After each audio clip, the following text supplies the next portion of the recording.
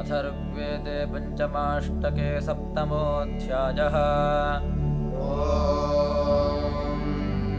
तिस्रोवाचः प्रपदज्योतिरग्राया एतद्दुह्रे मधुदोघमूधाः समत्सं गृह्णन् गर्भमोषधीनां सद्यो जातो वृषभो रोरवीति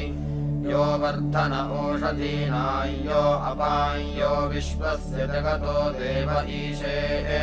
सत्रिधातु शरणं शर्मयं सत्रिवर्तु ज्योतिस्वभिष्ट्या अस्मे स्तरेरुत्वद्भवति सोत उत्वद्यथा वशन्तन्वञ्चक्र एषः पितुः पयः प्रतिगृह्णाति माता तेन पिता वर्धते तेन पुत्रः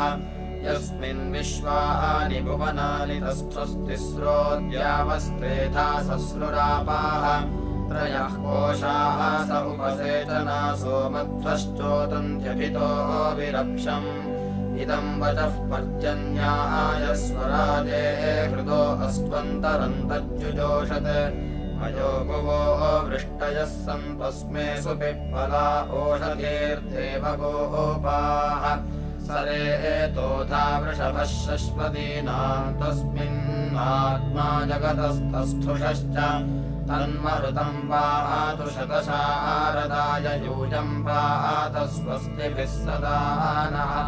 पर्जन्याय प्रगाय तदिवस्पुत्राय मीळ्लुषे स नो यवसमिच्छतु यो गर्भमोषधीनां गवां कृणोत्यर्वताम् पर्जन्यः पुरुषेणां तस्माभिधास्ये हविर्जुहोता मधुमत्तमम् इडान्नः संयतं करत् संवत्सरं शशयाना ब्राह्मणाव्रतचारिणाः वाचं पर्जन्यजिन्वितां प्रमण्डूका अबादिषु दिव्या आपो अभियते नमाजन्द्रुतिन्न शुष्कं सरसेशयानं गवामहनमायुर्वत्सिनीनां मण्डूकानां भग्नुरत्रासमेति यदि एमेनां कुशतो अभ्यवर्षे दृश्यावतः प्रावृष्यागतायाम् अक्षरीकृत्याः पितरन्न पुत्रो अन्यो अन्यमुपवदन्तमेति अन्यो अन्यमनुगृह्णात्येनो रवां प्रसर्गे यदमन्दिशाताम् मण्डूको यदभिवृष्टः कनिष्कन् वृष्टिः संवृङ्क्ते हरितेन वाचम् यदेषामन्यो अन्यस्य वाचं शाक्तस्येव वदति शिक्षमाणः सर्वं तदेषां समृद्धेव पर्वयत्सु वाचो वदथनाद्यप्सु गोमायुरेको अजमायुरेकः कृष्णिरेको हरितवेक एषाम् समानन्नाम बिभ्रतो विरूपाः पुरुत्रा वाचं विविशुर्वदन्तः ब्राह्मणासो अतिरात्रेण सोमे सरो न पूर्णमभितो वदन्तः संवत्सरस्य ततः परिष्ठयन्मण्डूकाः प्रावृषेणं बभूव ब्राह्मणासः सोमिनो वाचमक्रत ब्रह्म कृण्वन्तः परिवत्सरेणम् अध्वर्यवो कर्मिणः सिष्मिदाना आविर्भवन्ति गुह्यान केचित् देवहितिञ्जुगुपुर्दादशस्य ऋतन्नरो न प्रमिनन्त्येते संवत्सरे प्रावृष्यागतायान् तप्ता घर्मा अश्नुवते विसर्गम् गोमायुरदादजमायुरदात् प्रश्निरदाद्धरितो नो वसूनि गवां मण्डूका ददतः शतानि सहस्रसावे प्रतिरन्त आयुः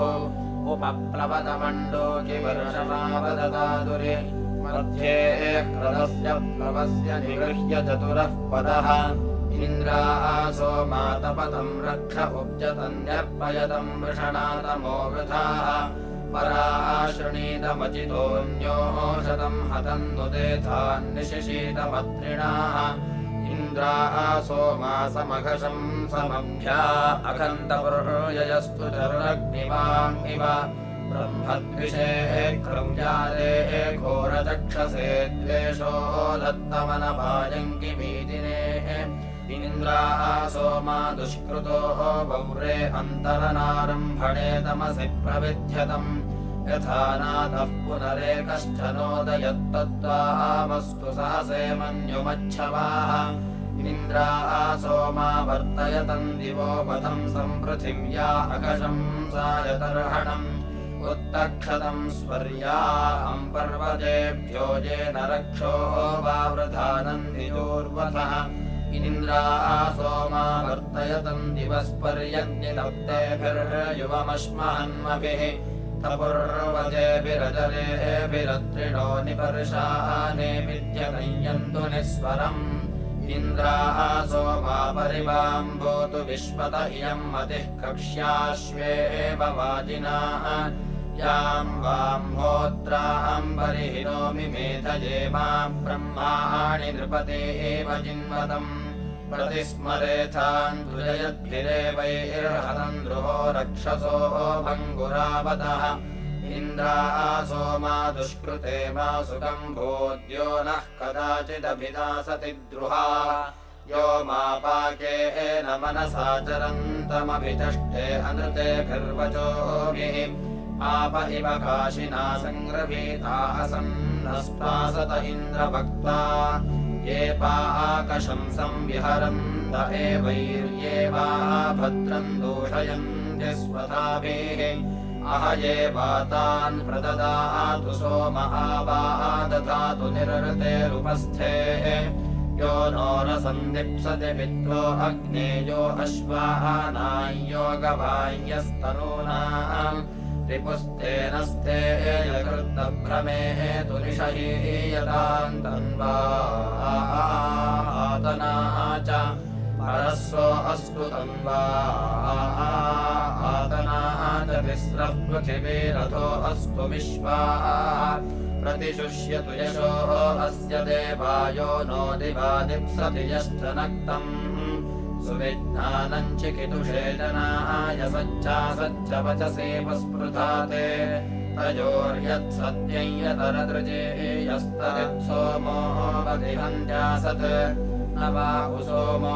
वृजिनम् हिनोति नक्षत्रियम् मिथुजाधारयन्तम् अन्तिरक्षो हन्त्यासद्वदन्तमुभाविन्द्रस्य प्रसितौषयाते यदि वाहमनृतदेव आसमोघम् वा देवाम् अप्यूहे अग्ने किमस्मभ्यम् जातवेदो हृणीषेद्रोघवाजस्ते निरृथम् सचन्ताम् अद्यामुरीय यदि यातु धानो अस्मि यदि वायुस्तदपपूरुषस्य अथा स वीरैर्दशभिर्वियो यायो मामोघम् यातु धानेत्याह यो मायातु यातु धानेत्याह यो वा रक्षाश्रुतिरस्मीत्याह इन्द्रस्तम् हन्तु महतावधेन विश्वस्य जन्तोरथमस्पदेष्ट प्रयाजिगादिखर्करे वनक्तमद्रुहा तन्वा अङ्गूहमाना पौराम् अनन्ताम् अवसापदेष्टग्रावाणोऽघ्नन्तु रक्षस उपब्दैः वितिष्ठत्थम् मरुतो भिक्ष्वी इच्छत गृहायत रक्षसः सम्पिनष्टन वयो ये भूत्वे पतयन्ति नक्तभिर्ये वारिपोदधिरे देवे अध्वरे प्रवर्तय दिवो अश्मानमिन्द्रसोमशितम् मघवन्त्वम् शिशाधि प्राक्तादपाक्तादधरादुदक्तादभिजैरक्षसः पर्वतेन एत उद्ये पतयन्ति श्वया तव इन्द्रम् लिप्सन्ति लिप्सबोधाभ्यम् शिशीते शक्रः पिशुनेभ्यो वदम् नूनम् सृजवशनीयातु मध्याः इन्द्रो यातु नाम भवत्पराशरो हविर्मथेनामव्याविवासताम् अवेदु शक्रः परशुर्यथा वनम् पात्रेव भिन्दन् सत एति रक्षसाः पुलोकयातुम् शुशुलोकयातुम् जहिष्वयातुमुदकोकयातुम् सुपर्णयातुमुदगृध्रयातुम् दृषदेव प्रमृणरक्ष इन्द्र मानो रक्षो अभिनट्यातु मावतामपोच्छतु मिथुनायाहि मीदिनाः पृथिवीनः पार्थिवात्पात्तम् हसोऽन्तरिक्षम् दिव्यात्पात्तस्मान् इन्द्रजहि पुमाम् संयातु दानमुत स्त्रियम् मायया शासदानाम् विग्रेहे वासो मूरदेवारदन्तु माते दृशन् सौर्यमुच्चरन्तम् प्रतिचक्ष्वेन्द्रश्च सोमजागृतम् रक्षोभ्यो मदमस्य तमशनीयातु मध्याः माचिदन्यद्विषम् सदा विश्वेश्वर विरूपाक्ष विश्वरूप सदाशिव शरणम् भवभूतेश करुणाकर शङ्कर हर शम्भो महादेव विश्वेशामरवल्लभ शिव शङ्कर सर्वात्मन् नीलकण्ठ नमोऽस्तु ते मृत्युञ्जयाय रुद्राय नीलकण्ठाय शम्भवे अमृतेशाय सर्वाय महादेवाय ते नमः उग्रायोग्राघनाशाय भीमाय भयहारिणे ईशानाय नमस्तुभ्यम् पशूनाम् पतये नमः दशसप्तनामानि मण्डलान्तेषु यः पठेत् स शिवस्य पदम् गत्वा शिवलोके महीयते नास्ति मृत्युभयम् तस्य पापरोगादि किञ्चन यज्ञेशाच्युत गोविन्द माधवानन्द केशव कृष्ण विष्णो ऋषिकेश वासुदेव नमोऽस्तु ते कृष्णाय गोपीनाथाय चक्रिणे मुरवैरिणे रुक्मिणीशाय गोपाय गोविन्दाय नमो नमः साक्षान्मूलप्रमाणाय विष्णोरमिततेजसे आद्याय सर्ववेदानाम् ऋग्वेदाय नमो नमः हरिहर शिवशङ्कर वामन वासुदेव विरामस्तावत् विश्वेश्वराय नमः हरिः ॐ श्रीगुरुभ्यो नमः हरिः ॐ वाचिदन्यद्विषम् सतसखायो मारिषण्यत इन्द्रवित्स्तोता वृषणम् स चासुते मुहुरुक्था च शंसत अवक्रक्षिणम् वृषभम् यथा दुरङ्गान्न च ऋषणीसहम् विद्वेषणम् संवननो भयङ्करम् बह्निष्ठमुभयाविनम् यच्चिद्धित्वा जनाः इमेन नाहवन्त ऊतये अस्माकम् ब्रह्मेदमिन्द्रभूतु देहा विश्वा च वर्धनम् वितर्तोर्यन्ते मघवन् विपश्चितोर्यो विपोजनानाम् उपक्रमस्व पुरुरूपमा भरवाजन्येदिष्ठमूतये महे च नत्वामत्रिपः पराः शुल्काय देयाम् न सहस्राय नायुताय वज्रिवो न शताय शतामघ वस्याङ्गिन्द्रासि मे पितुरुतभ्रातुरभुञ्जतः माता च मे क्षतयतः स्वभावसो वसुत्वनाय राधसे क्वे यथक्वेदसि पुरुत्रा चिद्धिते मनाः अलर्षयुग्मकजकृत्पुरन्दरप्रगायत्रा अगासिषो प्रास्मै गायत्रमर्चत भावातुर्यः पुरन्दरः याभिः काण्वस्योपबर्हिरासदय्यासद्वज्रेऽभिनत्पुराः ये ते सन्ति दशग्विनः शतिनो ये सहस्रिणाः अश्वासो ये ते वृषणोरघुद्रुवस्तेभिर्नस्तूयमागहि आत्वा अद्य सपर्दुघाम् भुवेगायत्र वेपसम् इन्द्रम् धेनुम् सुदुघामन्याविषमुरुधा रामरङ्कृतम् यत्तु दत्सोर एतशम् बङ्को वा तस्य पर्णिनाः वहत्कुत्समार्जुनेयम् शतक्रतुवोत्सरगन्धर्वमस्कृतम्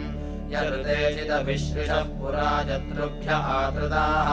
सन्धाता सन्धिम् मघवाः पुरोवसुरिष्कर्ता विहृतम् पुनाः मा भोः मनिष्ट्या इवेन्द्रत्वदरणा इव वनाः इनप्रजहितान्यत्रिवो दुरोषासो अमन्महि अमन्महीदनाशवो नुग्रासश्च वृत्रहन् सकृत्सुते महताशूरराधसानुस्तोमम् मुदीमहि यदि स्तोमम् मम श्रवदस्माकमिन्द्रमिन्दवः तिरः पवित्रम् ससृवांस आशवो मन्दम् तुतुग्र्यावृथाः आत्वा अद्य सदस्तुतिम् वावातु स्वक्षुरागहि उपस्तुतिर्मघोनाम् प्रत्वा वत्वधा देवश्मि सुष्टुतिम् सोदाहि सोममत्रिभिरेमेन मप्सुधावत गव्यावस्त्रे एव वासयन्त इन्नरो निर्धुक्षन्वक्षणाभ्यः अधज्मो अथवा दिवो बृहतो रोचनादधि अयावर्तस्वतन्वा गिराममाजाजा सुक्रतो वृण इन्द्राय सुमदिन्तमं सोमं सोतावरेण्यम् शक्र एणम् वेपयद्विश्वया धिया हिन्वानन्नवाजयुम् मात्वा सोमस्य कन्दया सदा याचन्नहङ्गिरा पूर्णिम् मृगन्न सवनेषु चुक्रुधम् कहीशानन्नयाचिषत् मदेनेशितम् मदमुग्रमुग्रेण शपसा विश्वेषान्तरुतारम् मदच्युतम् मदेहिष्मा ददातिनः सेवारेवार्याः पुरुदेवो मर्ताय दाशुषे ससुन्वते च स्तुवते च रासते विश्वमूर्तो अरिष्टुतः इन्द्रया हिमत्स्वचित्रेण देवराधसा सरो न प्रास्युतरम् सपेतिभिरा सोमेभिरुरुस्फिरम् आत्वा सहस्रमाशतं युक्ता रथे हिरण्यये ब्रह्मयुजो हरय इन्द्रकेशिनो वहन्तु सोमपीतये आत्वा रथे हिरण्यये हरे मयूरसेव्या क्षितिपृष्ठा वहताम् मध्वो अन्धसो विवक्षणस्य पीतये पिबात्वा अस्य गिर्वणः सुतस्य पूर्वपा इव परिष्कृतस्य रसिन इयमासुतिश्चारुर्मदाय पत्यते य एको अस्ति दंसना महाङ्गुग्रो अभिव्रतैः गमत्स शिप्रेण स योषदागमद्धवन्न परिवर्जति त्वम् पुरम् च रिष्णम् वधैः शुष्णस्य संविणक त्वम् भा अनुचरो अथर्पिता यदिन्द्रहव्यो भुवाः मम त्वासूर उदिते मम मध्यम् दिने दिवः मम प्रवृत्ते अविशर्वरेव सवास्तोमासो अवृत्सत स्तुहि स्तुहि ते देघातेवम् हिष्ठासो मघोनाम् निन्दिताश्वः प्रपथे परमज्यामघस्य मेध्यादिथे आयदश्वान्वनन्वतः श्रद्धयाहम् रथेरुहम् उत वामस्य वसुनश्चिकेतति यो अस्ति याद्वः पशुः यरुज्रामह्यम् मामहे सह त्वचा हिरण्यया एष विश्वान्यभ्यस्तु सौभगा सङ्गस्य स्वरद्रथः अथ प्रायो गिरति दासतन्यानाः सङ्गो अग्ने दशभिः सहस्रैः अधोक्षणो दशमह्यम् ऋषन्तो नला इव सरसो निरतिष्ठन् अन्वस्य स्थूरम् ददृशे पुरस्तादनस्थभूरुरवरम्भमाणः शश्वतीनार्यभिचक्ष्याः सुभद्रवर्यभोजनम् बिभर्षि इदम् वसो सुतमन्थः पिबासु पूर्णमुदरम् अनाभयन्द्रनिमाते रभिर्धूतः सुतो अश्नैरव्यो वारैः परिपूतः अश्वो न निक्तो नदीषु तन्तेज वै यथा गोभिः स्वादुमकर्म श्रीणन्ताः इन्द्रत्वास्मिन् सधमादे इन्द्र इत्सोमपा एक इन्द्रः सुतपा विश्वायोः अन्तर्देवान्मर्त्याहंश्च अयम् शुक्रो न दुराशीर्णतृप्रा उरुव्यजसम् अवस्पृण्वते सुहार्दम् गोभिर्यते मन्ये अस्मन्मृगन्नौरा मृगयन्ते अभित्सरन्ति धेनुभिः त्रय इन्द्रस्य सोमाः सुदासः सन्तु देवस्य स्वेक्षये सुतपावनाः त्रयः कोशाः षष्ठोदन्ति तिस्रश्चम् वा असुपूर्णाः समाने अधिभार्मन् शुचिरसि पुरनिष्ठाः क्षीरैर्मध्यत आशीर्तः दध्नामन्दिष्ठः शूरस्य इमेद इन्द्रसोमास्तीव्रा अस्मे सुतासाः शुक्रा आशिरै याचन्ते ताम् आशिरम् पुरोळाशमिन्द्रेवम् सोमम् श्रीणीः रेवन्तम् हित्वा शृणोमि हृत्सु पीतासो युध्यन्ते दुर्मदासो न सुराय ऊधर्ननग्नाचरन्ते रेवाङ्गिद्रेवतस्तोताः स्याद्भावतो मघोनाः प्रेदुहरिवः श्रुतस्य उक्थम् च न शस्यमानमघोररिराचिकेत नगायत् पुत्रम् गीयमानम् मान इन्द्रपीयत्नवेमा शर्थते परादाः शिक्षा शजीवश्यजीभिः वयमुत्तादलिरर्था इन्द्रत्वायन्तः सखायः खण्वा उक्थेभिर्जरन्ते नखे मन्यलापपनवज्रिन्नपसो न विष्टौ तवेदुस्तोमम् चिकेत इच्छन्ति देवाः सुन्वन्तन्नः स्वप्नाय स्पृहयन्ति यन्ति प्रमादमतन्द्राः ओषुप्रयाहि वाजेभिर्माहृणीथा अभ्या अस्मान् महाम् इव युवजानिः ओष्मा अद्य दुर्हणावान् सायङ्करदारे अस्मत् अश्रीर इव जामाता विद्वाह्यस्य वीरस्य भूरिदावरेम् सुमतिम् ऋषुजातस्य मनांसि आतोषिम् च कण्वमन्तन्नखाः विद्मशवसानात् यशस्करम् शतमूतेः ज्येष्ठेन सोतरिन्द्राय सोमम् वीराय शक्राय भराभिपन्नर्याय यो वेदिष्ठो अव्यथिष्पश्वावन्तम् च ऋतृभ्यः वाजम् स्तोतृभ्यो गोमन्तम् वन्यम् वन्यमित्सोतार आधावतमत्याय सोमम् वीराय शूराय माताः वृत्रः सुतमाघागमन्नारे अस्मत् नियमते शतमूतिः एह हरिः ब्रह्मयुजाः शक्मा वक्षतः सखायम् ईर्भिः श्रुतम् गिर्वणसम् स्वादवः सोमा आयाहि श्रीताः सोमा आयाहि क्षिप्रिङ्गृषेः पश्यतेः गोनायमच्छाः सतमादम् स्तुतश्चया स्वावर्धन्ति महे राधसे नृम्णाय इन्द्रकारिणम् वृथन्ताः गिरश्चयास्ते गिर्वाः उक्था च तुभ्यन्तानि सत्रादधिरेशवांसि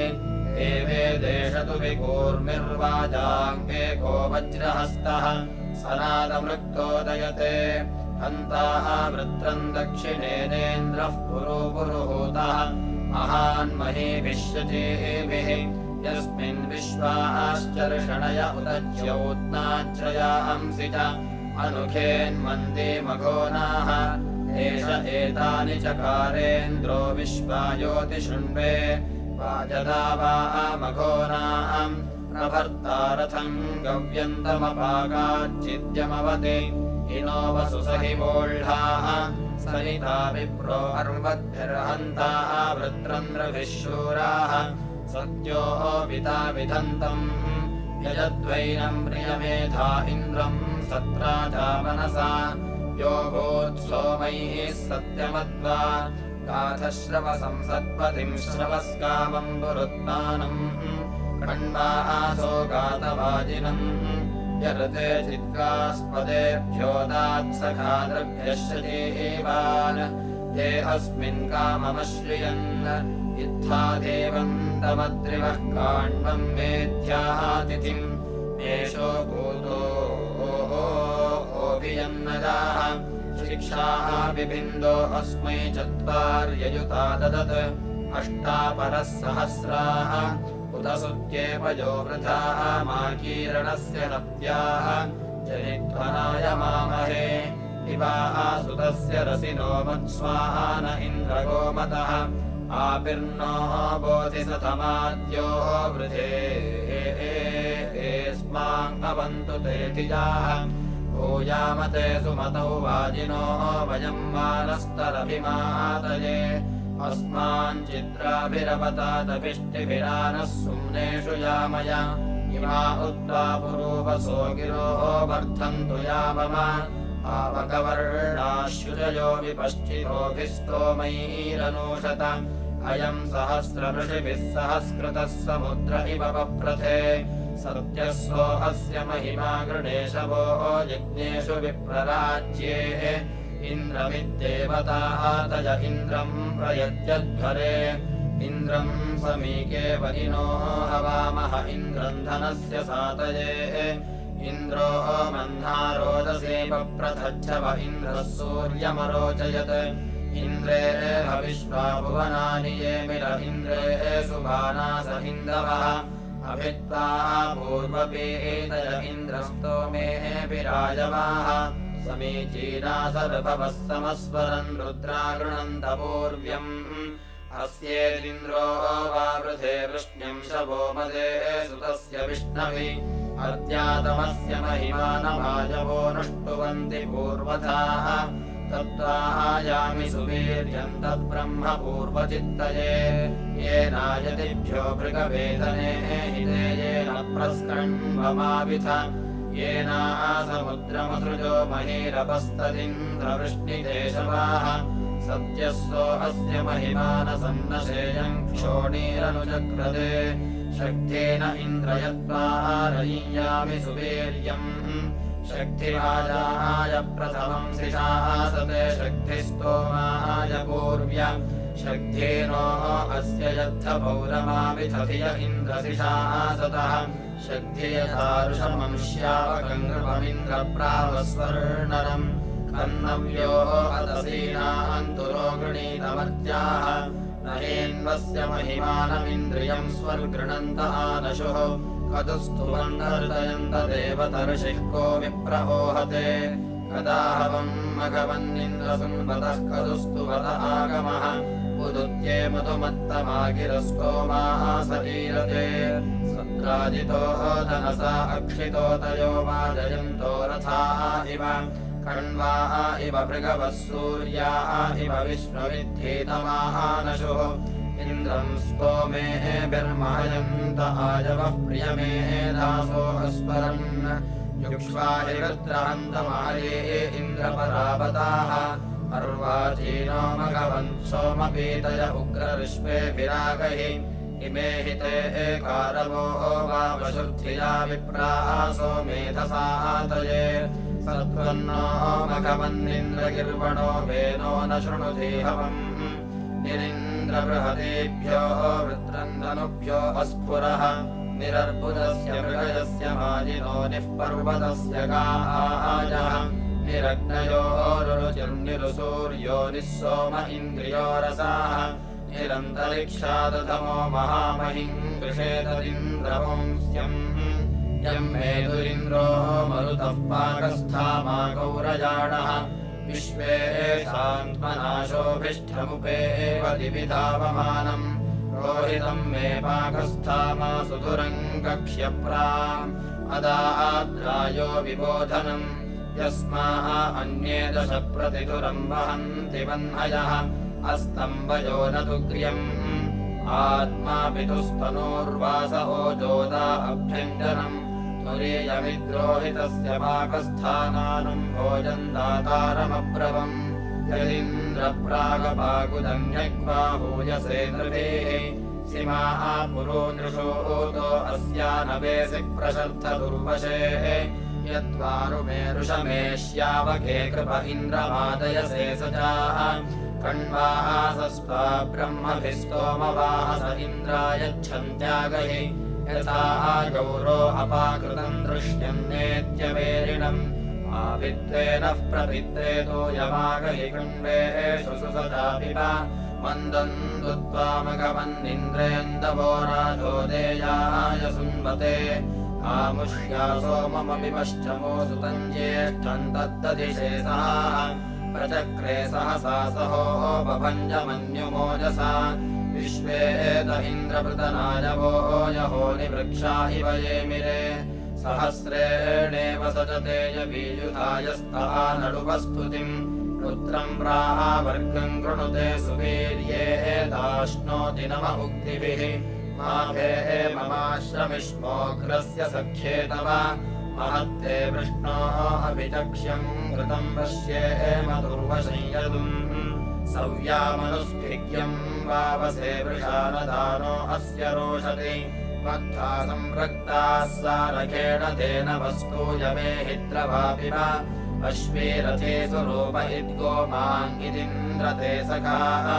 श्वात्रभाजा वयसा सजते सदा चन्द्रो याति सभामुप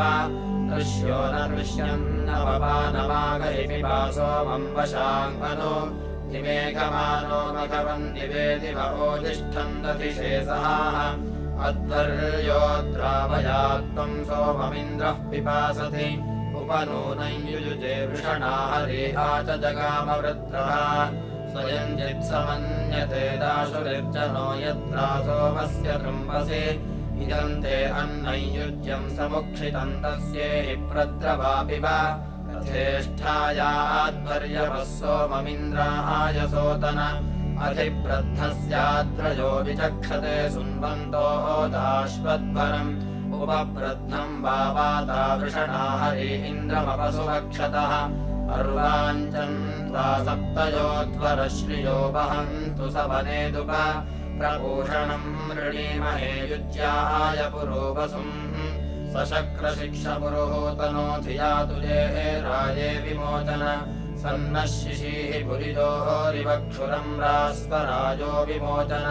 त्वे तन्नः सुवेदमुश्रियं वसुयन्तं हिनोषिमर्त्यम् वेमित्वा पूषन् नृञ्जसे वेमिस्तोतव आघृणे न तस्य वेम्यरणं हि तद्वसोस्तुषे वज्राय साम्ने परागाभोजवसङ्गच्चिदाघृणे नित्यं रेक्णो अमर्त्य अस्माकं पूषन्नविता शिवो भवमम्यष्ठो वाजसातये स्थूरं राधशताश्वं गुरुङ्गस्य दिविष्टिषु राज्ञस्क्लेशस्य सुभगस्य रातिषु दुर्वशेष्वमन्महि देभिः सातानि काण्वस्य वाजिनः प्रियमेधैरभिद्युभिः षष्टिं सहस्रानुनिर्मजामजे निर्यूथानि गवामृषेः वृक्षाश्चिन्मे अभिपित्वे अरारणुः गां भजन्तमेहनाश्वं भजन्तमेहनाः इति पञ्चमाष्टके सप्तमोऽध्यायः।